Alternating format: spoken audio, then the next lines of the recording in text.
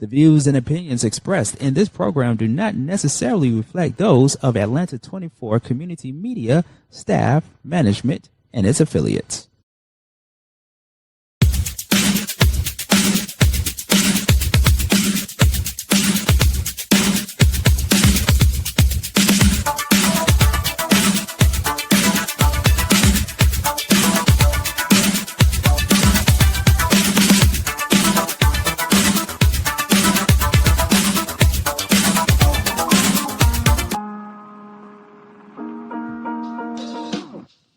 Welcome to Sean Garvey and My Special Guest, the show in which we have one-on-one conversations with the best and brightest influential people in the industry, from community leaders to entertainers and so much more. Sit back, relax, and enjoy Sean Garvey and My Special Guest.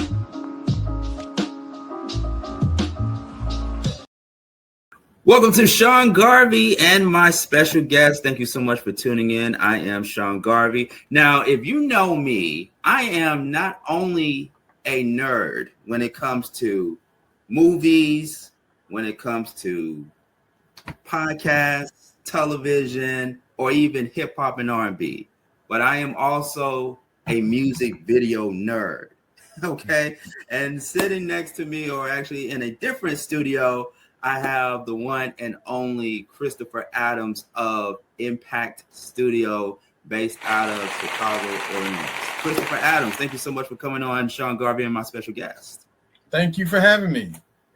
Absolutely, man. I'm going to be very, very transparent, right? So before coming on to this taping of the conversation that we're getting ready to dive into, I said to myself, because I am a big Lupe Fiasco fan, I wanted to come on here and show people my Lupe Fiasco CD that I purchased back in 2006.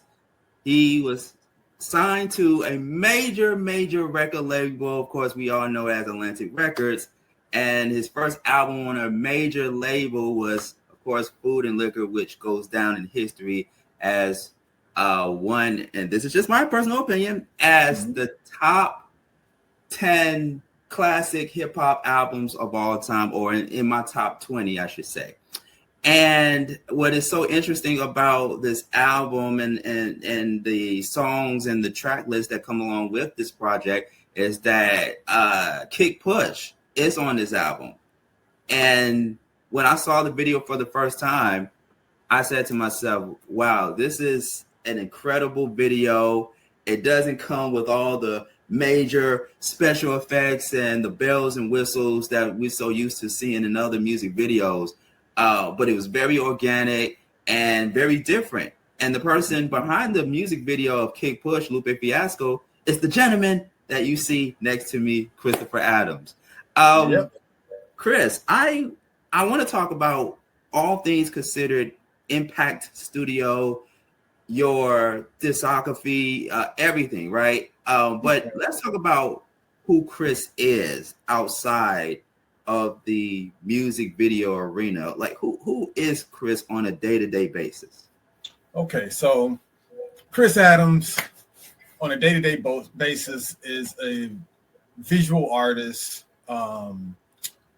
which happens to include music videos, feature films, documentaries, special effects, animation, graphics, all things visual. I grew up Southside Chicago.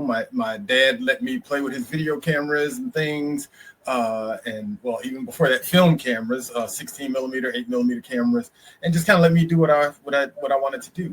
So that was how I kind of got into it, and just trying to get these images out of my head. But I started out actually as an illustrator and painter. I had a successful commercial art business, did a lot of editorial illustrations. I even had a fine arts gallery at one point, and that was pretty good too. And I just kept wanting to see these images move. And so I gravitated to cinematography, filmmaking, and so forth. Saw The Abyss when it came out, James Cameron's The Abyss, and saw the forefront of computer graphics. I was like, oh, wow, this is going to be the future. Because I actually had taught myself animatronics, prosthetics, so I can do makeup and crazy monster effects. But when I saw the advent of CGI, I was like, that's the future. I need to learn that. And so I taught myself CGI when really there weren't many schools teaching it. Bought a computer and just kind of was like, okay, let me figure this out. It was a Commodore Amiga at the time, and Lightwave 3D, which is still my visual effects, my 3D animation software choice. Yeah. And just dived right into that. So yeah, and then I needed an outlet. So okay, how can I make money with this? And so I would do CGI for commercials and things, and integrating computer generated imagery into live action things. But the problem was I would get stuff that was shot by someone else who didn't understand the process. So I was like, okay, I kept getting these really bad shots, and it was forcing me to trying to finagle some things. So I was like, you know what? I need to shoot this stuff because I know what I need in order to make this happen. Right. So that was cinematography, and that led to commercials and music videos, and we kind of took off from there. So interesting fact with Lupe. So I shot the cover photo that's on that album, and if you look inside, I'm actually in the liner notes for that CD if you have the physical CD. So you'll see me twice. So there was this really cool concept where books were bad. And so kids were doing drive-bys by throwing books at people, right? Yeah. And so I was a parent in one scene, in one of the photos of a kid who got caught with a book in school. Mm-hmm. And the other one, I'm a janitor in the same school. And we shot that at a studio I had some years ago. That was 20-something years ago. So yeah. And another interesting Lupe fact is we shot that in the middle of winter. It took us 10 days because we would get a clear day, and by the time we got the skaters and everything, it would be freezing or snow. So it was crazy finally, getting that. So wow. Just by you saying that now at the end of this show, or at least towards the end of the show, I'm going to find the physical copy to Lupe Fiasco Food and Liquor so I can actually show the viewers that are watching right now, and just in case they haven't looked at the actual inside of a CD. You know how some people, they would get the CD and they won't look inside the booklet, but I want to show that to our viewers towards the end of the program when we get a chance. Yeah, that was a thing then. They don't do that now. So that's crazy. Yeah. Times have definitely changed. Yeah, I used to like the liner notes and the thank yous and the lyrics and all of that, but yeah. Right, absolutely. Yeah. You mentioned that your dad was a mechanic, and what you've learned as a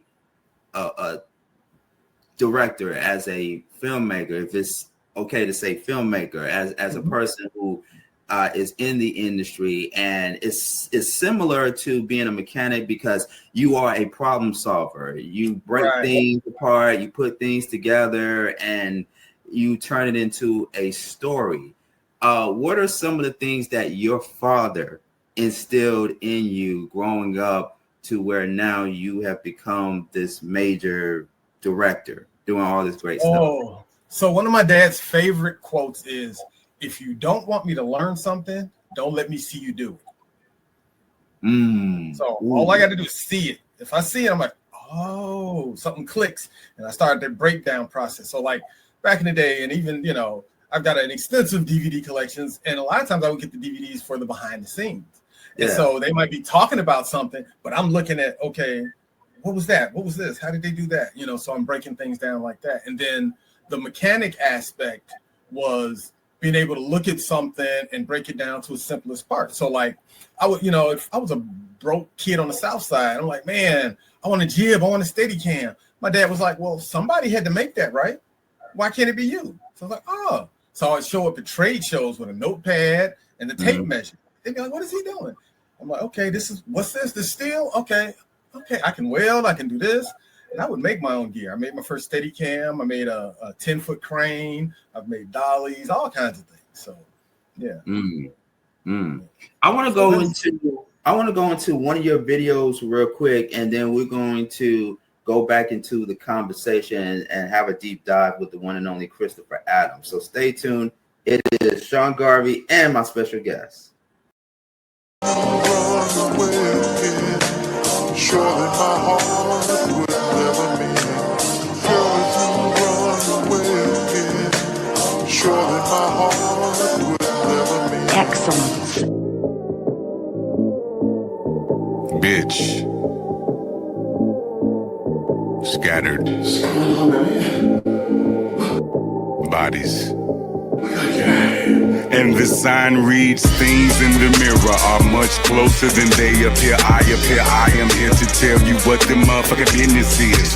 In the middle of my mind is the kind of design you'd find inside of a research laboratory. These things I speak had no category, nigga, listen. You can pull it, but you gotta be ready to squabble the bullet to follow your forehead. I couldn't be happier, I overdo it to be understood. This is volatile music, ain't no throne claiming, I'm zone changing. Long, dangerous walks along the edge of my innermost thoughts. This is awful, I own this anger. Meditating, I remove it if I got an opportunity to operate it happen. I'm assuming these are plans to try to dominate or stop what I've been doing. There will not be these options, I'm not for buffoonery.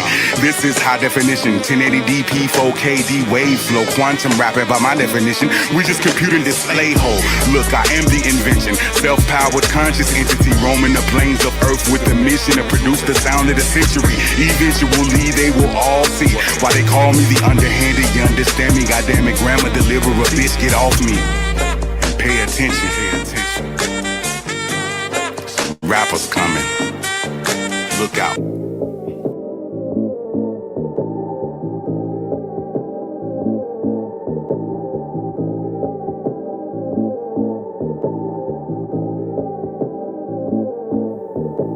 I'm climbing up the mountain full of life, cause I finally found the fountain. Got the juice for the youth to keep them bouncing. I produce but the booth, I beats the clowning. And he's astounding, MCs be drowning. When we surround them, surround sound is bound to keep them frowning. Vibrate the ground and the speakers pounding. Excellence on the track, get back. Ain't no competition stopping this one, that's just optimistic opposition. Finna be apocalyptic consequences. Need an ophthalmologist to stop the vision. Out with this, I'm too wrong. Pack them up and carry them off like you haul. Y'all too small for this, so move on. Before I get pissed off, forget your mood on. And this is too long. MCs that ain't fucking with us at all. I'm coming knuckle up and ready to brawl. I beat them up until they're ready to fall. Smack them and tell them wake up, taped up till they're ready to talk. Somebody better tell them ready to talk because I'm setting it off. I'm making a scene, I'm breaking them off. I know I'm making them green. Incredible Hulk, I knew he really was soft. You know who really the boss, and that's red. Looking at the nigga resume, I reinvented every situation. Independent, never be dependent. Niggas know they see the difference in the way that we presented. Acting like I ain't it, so I finna put my feet up in it. And it'll be a minute for a nigga finish with him. I was taught to give it all, I gotta never be a quitter. Told me to never let nobody come and eat it. Then taught me how to never take it and how to be a winner.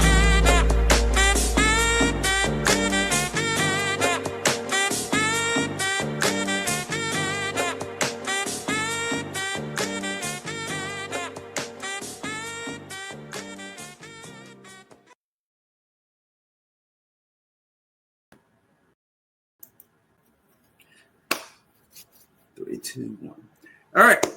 Sean Garvey and my special guest joining with me is director Christopher Adams of CEO. He's the CEO of Impakt Studios in Chicago. And we were talking about Lupe Fiasco earlier, who is also a native of Chicago, Illinois. And I want to talk about your working relationship with Lupe Fiasco in just a few moments. But you grew up with so many influencers, so many people that influence your career as a music video director. And one name, and see, this is the music video nerd in me that's coming out again. One name that you mentioned that stood out to me is Hype Williams.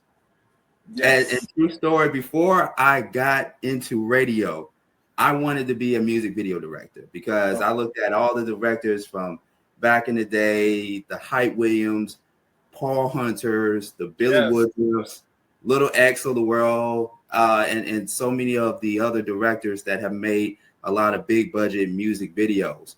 Mm-hmm. And so for you, you know, with Hype, what was it about Hype Williams that became a major or one of the key figures into you wanting to do this full time on a professional basis? Ooh.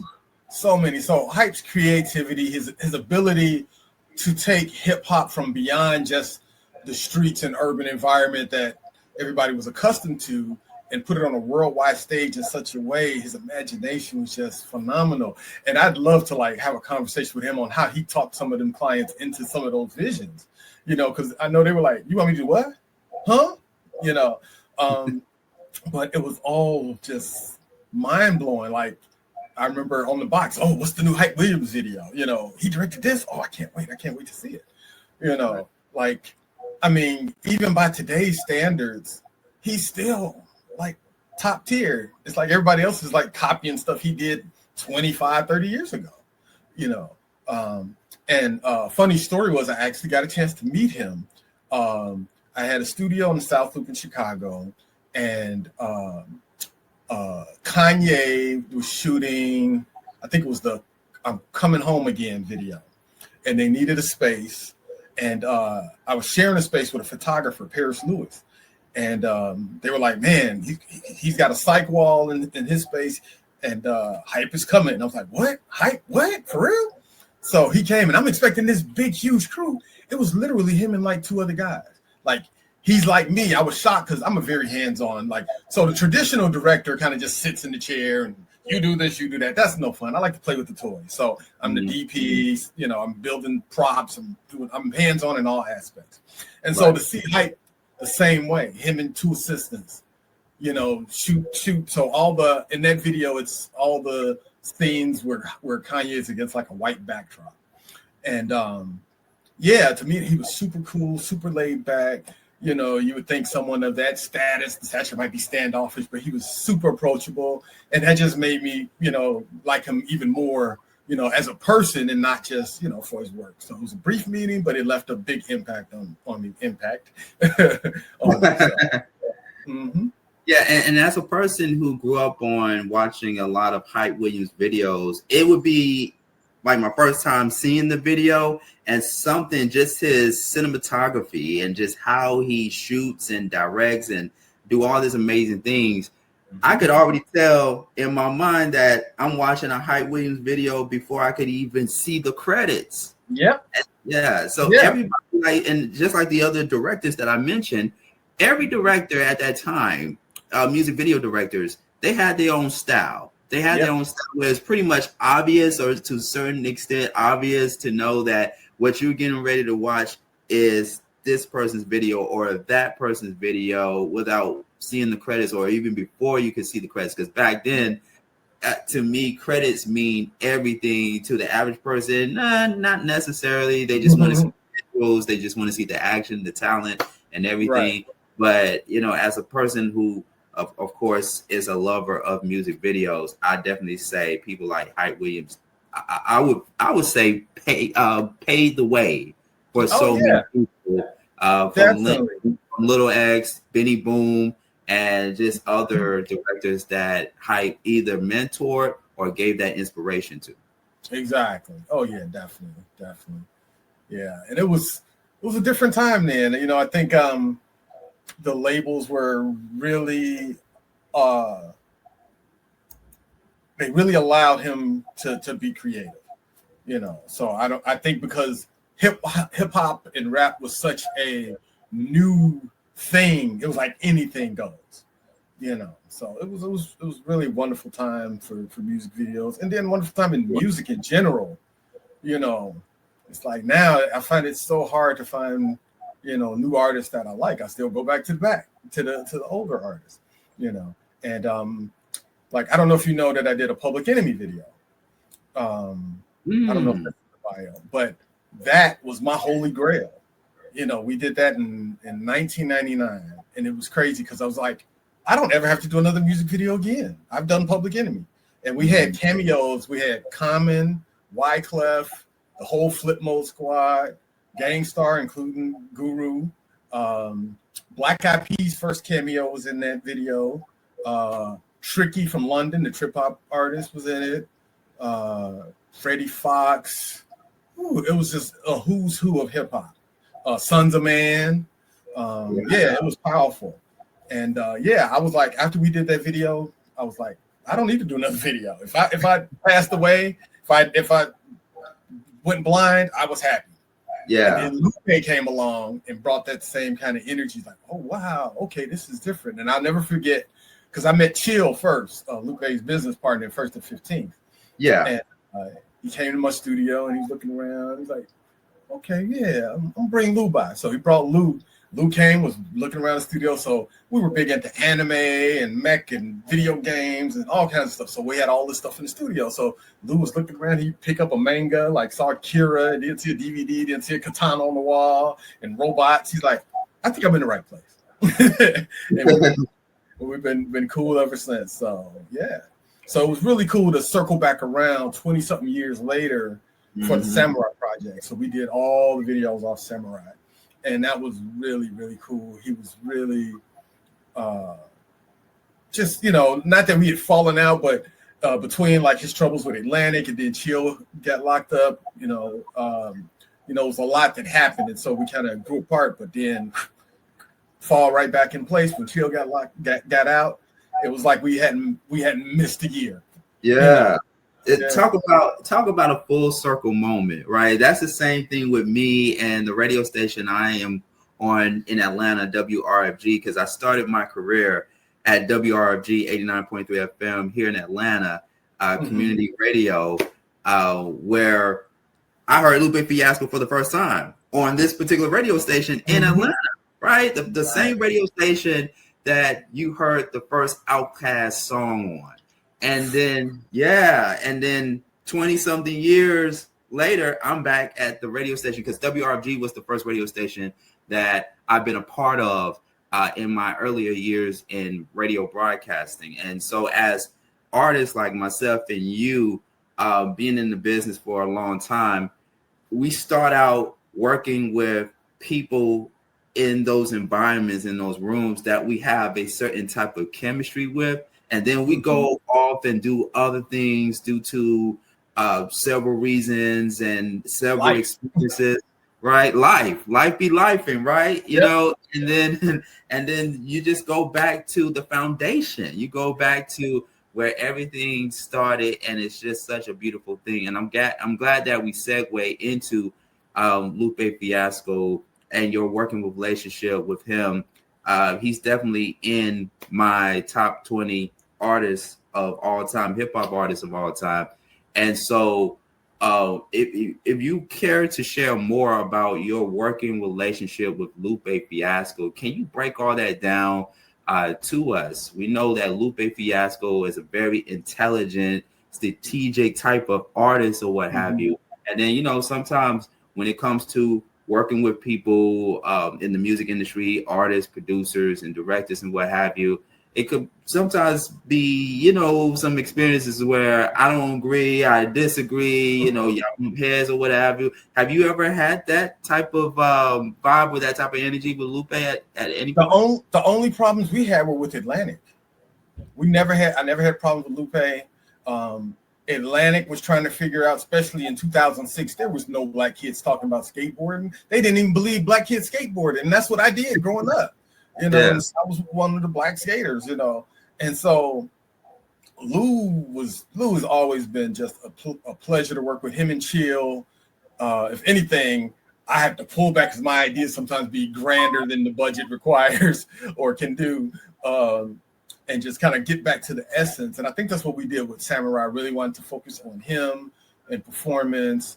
And then the other thing with Lou is, he's known for his double, triple, quadruple entendres, So it's like, I don't want to give away all of those elements. One of the things Lou won't go and correct someone on a post about what they thought a lyric was. He just lets it go. And you get all these interpretations. So the interesting thing with this project was we had never had reaction videos to our projects. And all of a sudden there were dozens of reaction videos, people breaking them down, getting lyrics wrong. And it was funny, and I even had to ask them, like, hey, was this thing? He's like, yeah, they got it wrong on that. Like, yeah, that's what I thought. Okay. So for example, the video Cake, which is to me kind of him really lyrically just like, and you got to go back 3-4 times. Like, oh, wait a minute, something might mean something in the first verse, but then by the time you get to the third verse, what he said in the first verse means something else. So I'm like, how do we represent that visually? So I was like, how about a video about a video about a video? And so got these layers. It's like the video and the behind the scenes all in once. And so I also had some double entendres in the video visually was. I wanted to show Black men, a Black crew working, because unfortunately, a lot of these videos now, it's like it's urban culture, but no urban people behind it, no Black people behind the scenes hardly. Yeah, right. True. A lot of these major, and it's like, how did that happen? When did that become a thing? So I wanted to show that, and also want to showcase our facility. So before the pandemic, me and some partners got together and we acquired 100,000 square foot industrial property. So we've had several feature films rent out of it, several BET movies. We had Power Book of Force rented. So yeah, and it's a Black-owned. We're basically building a Black-owned CineSpace, and indie-friendly, because CineSpace. So CineSpace here is like the largest facility. All the Chicago shows here shot, a lot of movies. It's a huge facility. It's a beautiful facility. I met the previous owners. They were really cool, but it's not indie-friendly. It's union only a lot of times, or you got to have a whole lot of cash. And to me, the creativity is in the independent market. But if they don't have access, then it's like, So it's like, okay, we're going to build this, make it friendly and affordable for them, and it's been working for us. So I got a chance to show that in the video as well. Oh, that is incredible. That's incredible. Samurai Cake, like you mentioned. I want to talk about Samurai for just one moment, because not only the song, but the music video that you and Black directed. Oh my goodness. Oh my goodness. And it reminds me a little bit of Lupe Fiasco's music video back in the day with you behind it, Kick Push. And you all took it to the essence of hip hop without any extra stuff. Like I mentioned, no dancers in the background, none of this, none of that. It's just, you made it into a way where you want viewers to focus on Lupe's delivery, his style, his rapping and everything. And, did you do that intentionally, or was it? So it was interesting. So the cool thing about being a director is we get the music months in advance and stuff. And so lyrically, I'm like, wait a minute, what is he talking about? Someone did it, and later after the fact, I was like, oh shoot, this whole thing's about Amy Winehouse. But I had went and took the whole samurai concept, and I was just like, because we did number one headband, titles kind of a nod to Afro Samurai, the number one headband. So I had this whole urban ninja thing going at first, and then I was like, wait a minute. As I broke it down, it's like, with Lou, you got to scratch below the surface. And I was like, okay, cool. And then it's like, okay, this is also his return. So it needs to be a performance. It needs to be about him. He's known for being a lyricist. So we need to focus. We don't need any distractions. So I picked a beautiful location in Chinatown, Ping Tom Park, which Lou had never been to. He was like, wow, okay, because it's like in the cut, right along the river. And we did our thing. So it was fun. It was really nice. Awesome. I want to get into another video real quick, and then we're going to come back and talk more with the one and only Christopher Adams, Sean Garvey, and my special guest.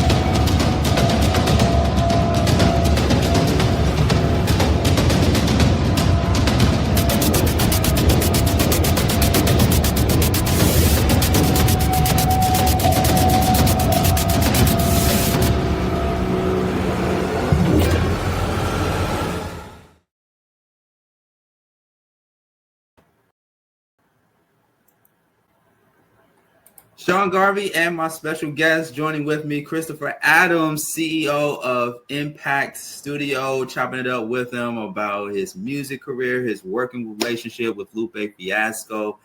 Let's talk about some other artists outside of Lupe Fiasco, because I look at you and Lupe like Michael B. Jordan and Ryan Coogler or Spike and Denzel Washington. You all have that relationship, but you also have relationships with other artists as well. Talk to us about it.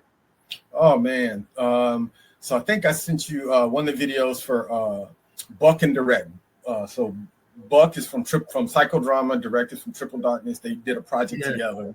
A song called Trumpets, produced by Excel, one of Chicago's dopest producers. A lot of people know him from producing Shauna's Getting Some Head and a bunch of other stuff.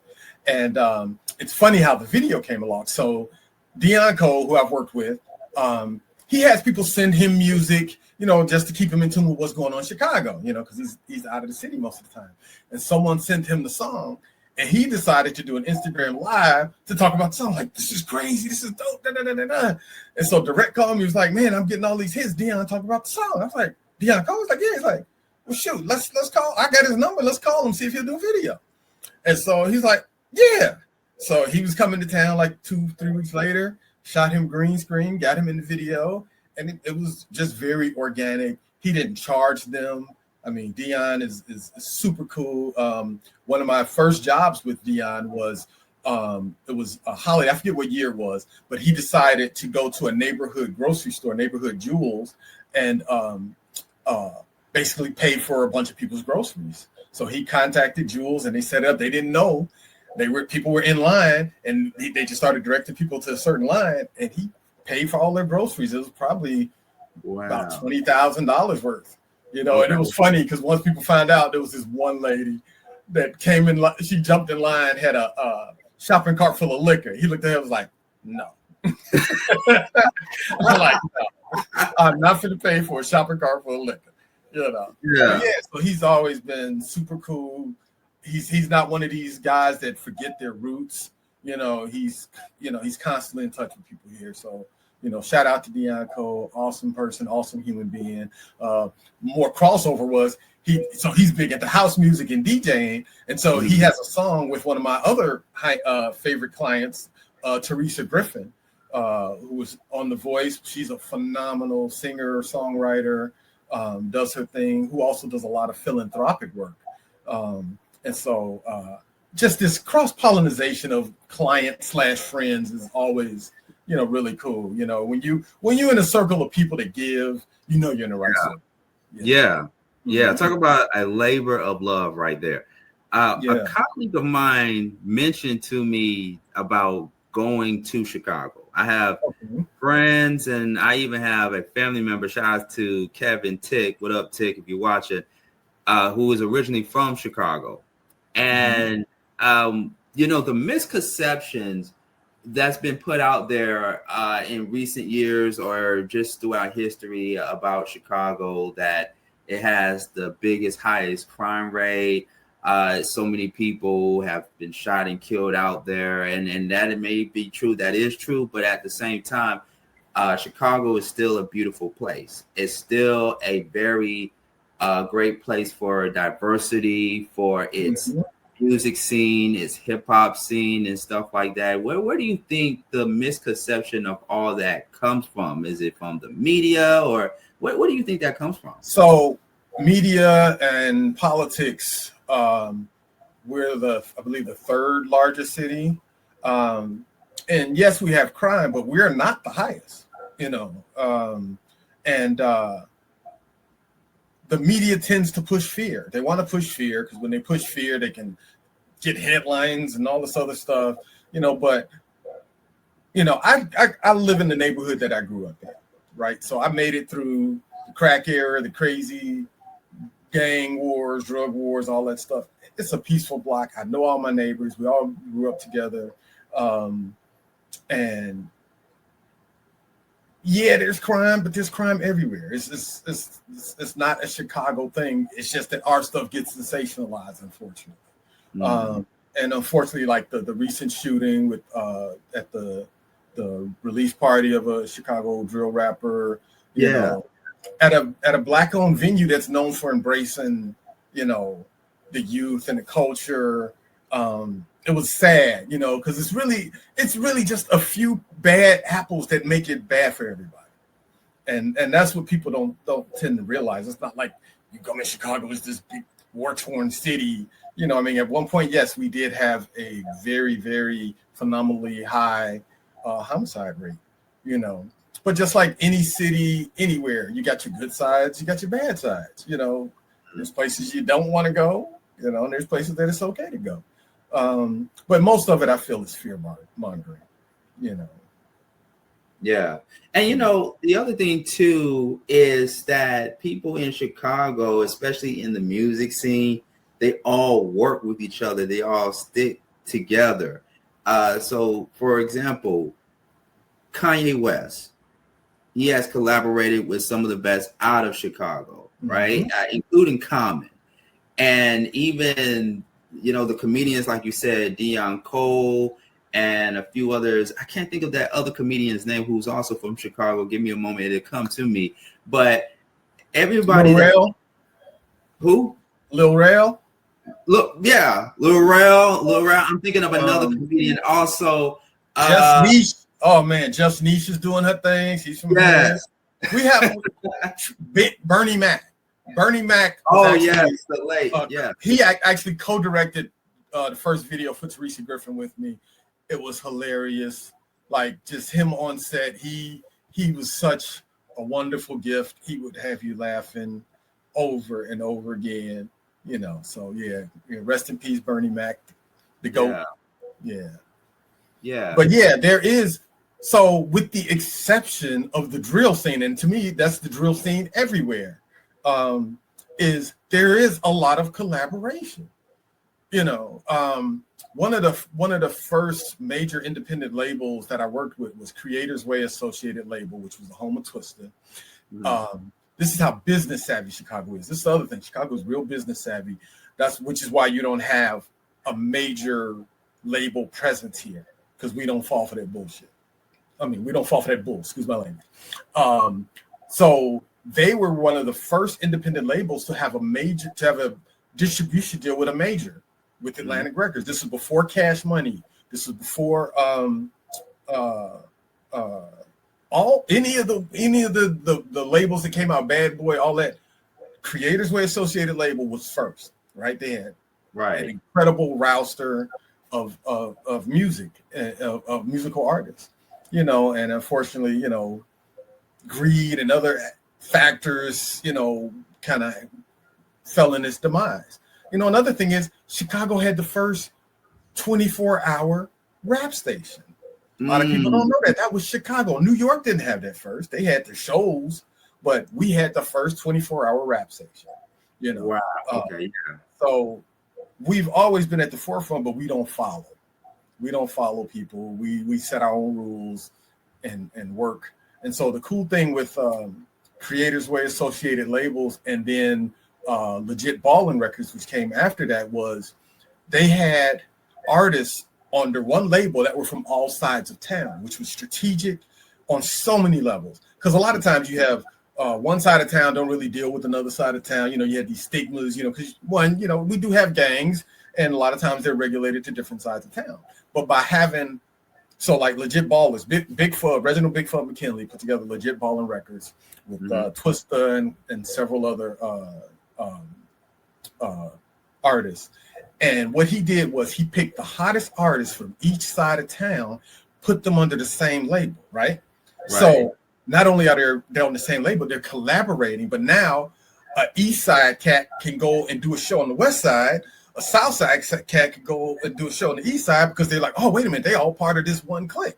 So it obliterated all the barriers, and they were one of the most successful independent labels in the country.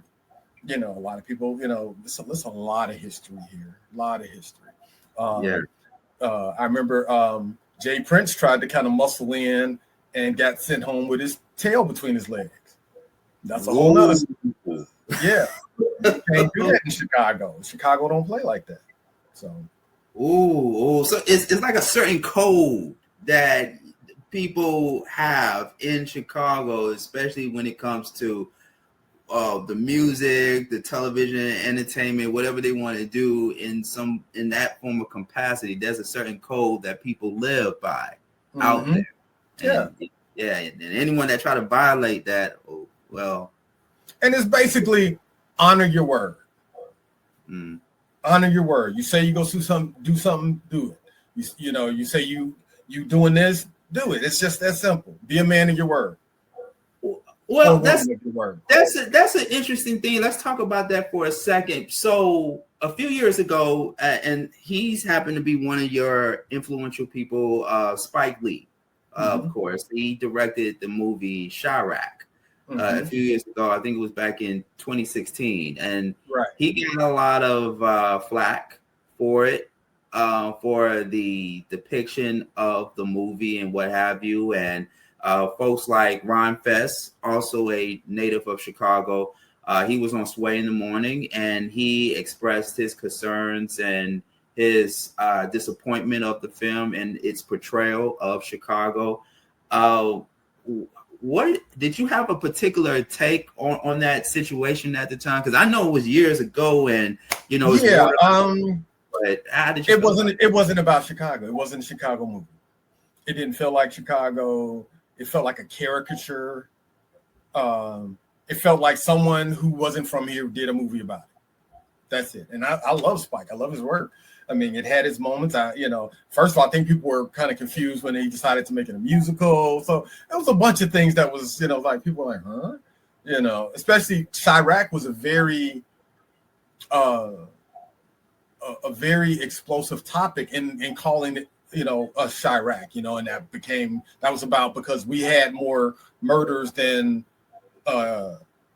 here than what was in Iraq at the time at the war. And even that, could be challenged. I work with brother Enoch Muhammad, who has an organization called Hip Hop Detox. And he actually took a group of Chicago artists to Iraq, and they were embraced. And it was totally opposite of what you see in the media, because you got to think, it's like, okay, why are we at war with these countries and what's really going on? And usually it's to steal a resource, to colonize, and same thing like with the black general that said he has a problem with Ibrahim Traore in Burkina Faso. It's like, wait a minute, you mad at him because he decided to kick the Europeans out and use his country's resources for his people? And that's a precursor for you wanting to invade or overthrow? So that's why the media has to do this fear stoking all the time. But anybody critical thinking, aka wokeness, they want to kill that. They want people stupid. What did Trump say at one point? I love my stupid voters. I love, and the stupid people were like, yeah, he loves us. It's like, okay, he just insulted you, and but that's a whole nother thing. Right. So the whole Chirac thing, it is what it is. Yeah. Oh, going back to the comedian, so it just popped in my head, and there's more than the ones that we just mentioned. D. Davis, that's the person that I was gonna bring to everyone's attention from Chicago. You have people like Ari Spears and Kel Mitchell, Steve Harvey, Robert Townsend, Jamie Foxx. There you go, Jamie and Robin Harris, the late Robin Harris, Hannibal Buress. The list goes on and on and on, with not just only musical artists, but the comedians that have killed it, that are doing their thing. A lot of them are from Chicago. Yeah, Chicago is a tough town, so we're not starstruck here. Like you go to other cities, like my brother lives in Miami. I got people in LA, and they be like, ooh, such here. Chicago would be like, man, it's a tough town. So if you can make it on the comedy scene here and get butts in the seat laughing, you can make it anywhere. That's one thing. That's another dadism. If you can make it to Chicago, you can make it anywhere. And it's interesting because I will go to other cities, and the hottest spots will be run by people from Chicago. Wow. Wow. What? So why do you think that is? I mean, I know you kind of answered it a little bit. Like, you know, Chicago is not that scene. It's not that place where people get starstruck or anything.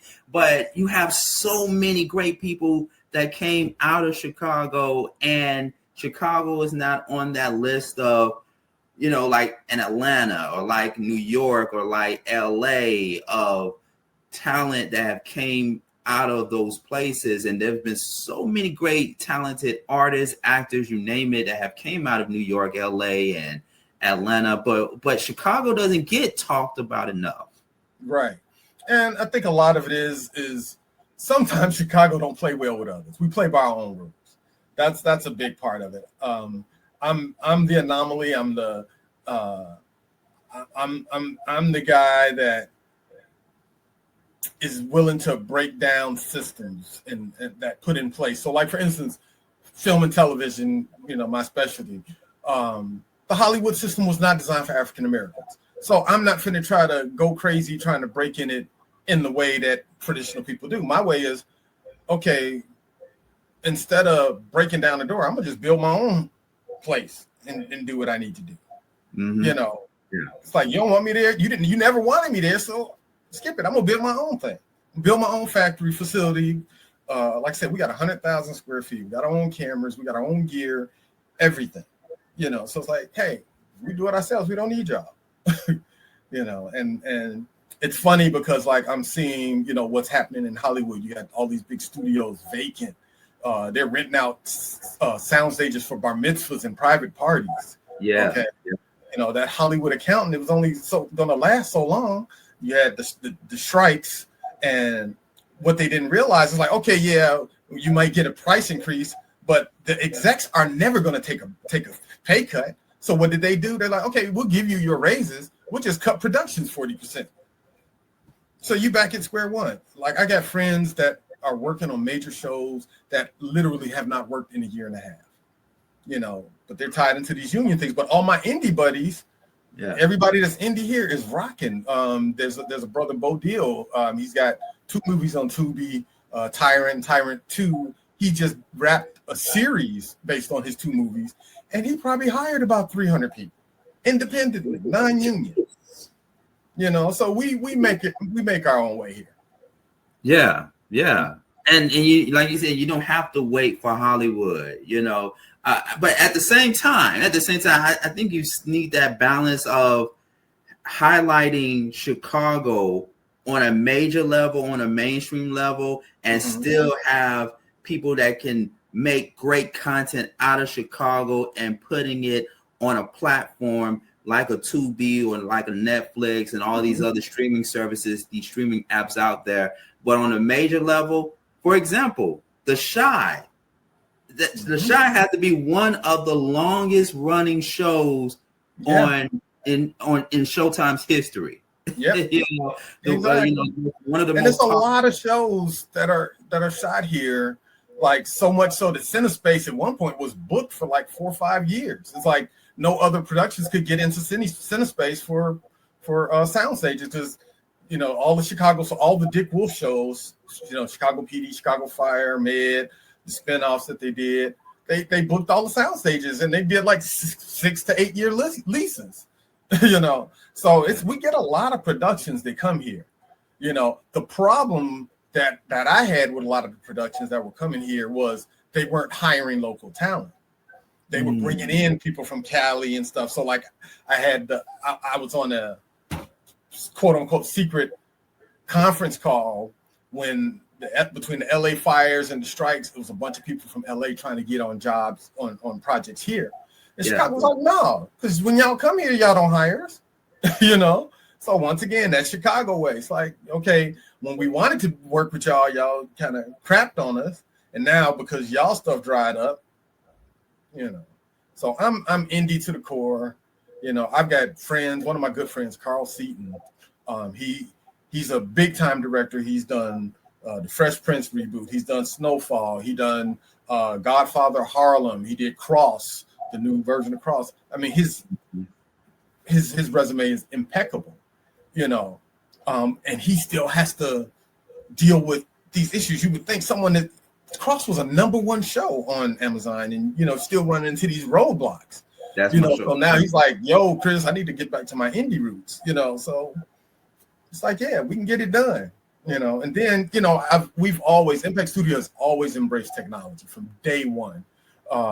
We were one of the few companies utilizing digital technologies when it first started, because I saw it. I'm like, wait a minute, why shoot film? I can shoot digital. I can add film grain and stuff in post in the computer. Before there were plugins and all this. Like when we did the Public Enemy video in 1999, which is every environment is a 3D environment.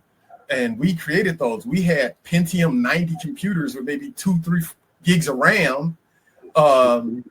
We had to take the case off, put box fans on either side to keep the machine cool. There were no GPUs, no NVIDIA cards, but we made it happen. Yeah. Y'all made it work. Yeah. Mm-hmm. And so even now, the technology, like for example, the movie The Creator with Denzel's son. Right. Gareth Edwards, who comes from an indie background. His first film, Monsters, was shot with a Sony camcorder. Went on to make a bunch of money, and that's what got him on the road. He did Star Wars. He did the Godzilla reboot. But Rogue One, so when he was on Rogue One, the Star Wars film he did, he's like, why are there 300 people on this crew? It didn't make sense to him. He comes from an indie background. So for The Creator, he stripped it down. He shot with equipment you could literally go buy at Best Buy. Okay. And he says he did a $300 million movie for $80 million, right? By embracing technology. He said, now what does this do for the $10 million movie? For the $5 million movie, right? And I don't think a lot of people were paying attention. Filmmakers were, they were like, wait a minute, he shot this with that? And it went IMAX? You can look at that movie as big as you want, and you would never guess it was shot with some gear you could get off Best Buy, right? And so it was validation for me, because that's how I've been shooting my whole career. I kept telling people, like, look, someone's going to do something that's going to go big. You shooting the way we shoot. Because it was cheaper for him to take a crew of 10 people to 30 countries than to build sets, to appear in these things.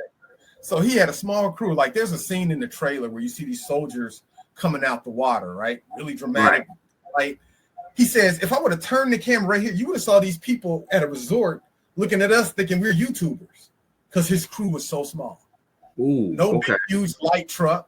The advantage of these new cameras is they can shoot in practically no light. He had his lighting guy had a LED light on a boom pole. It's like, okay, this is where the moon's gonna be. Okay, boom, move. Yeah.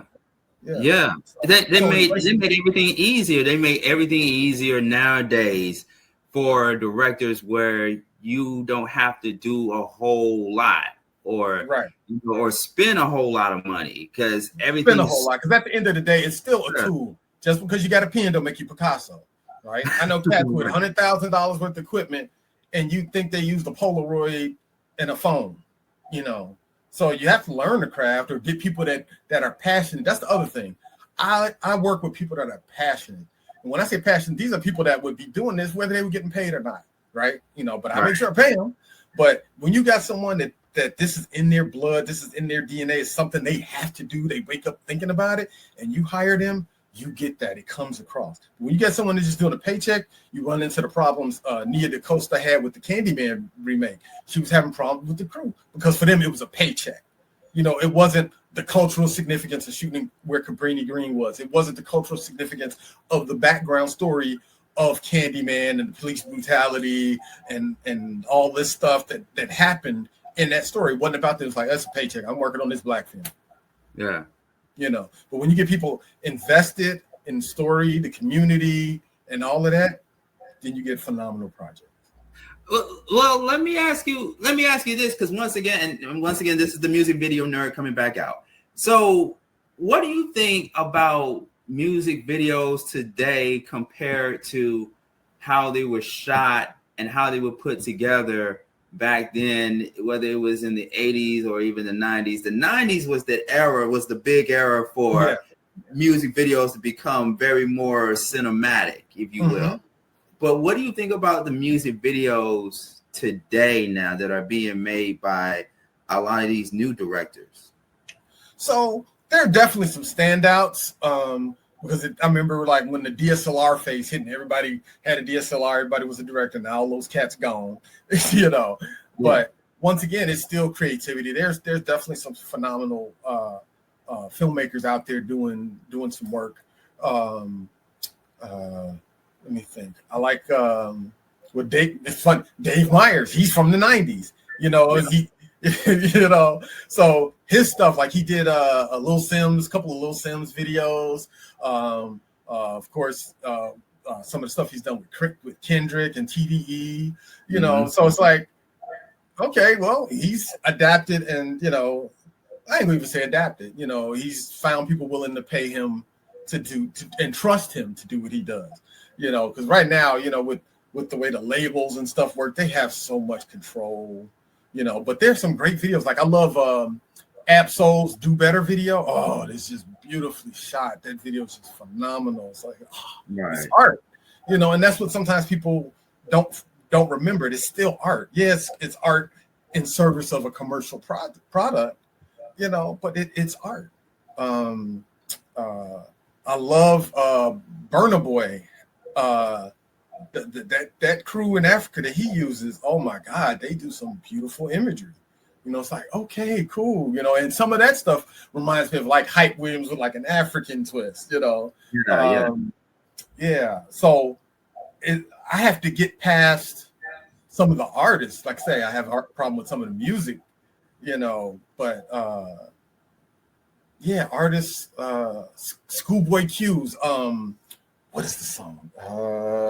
I don't know what it was. You know, I knew Schoolboy Q was going to get brought up in the conversation in some. Yeah.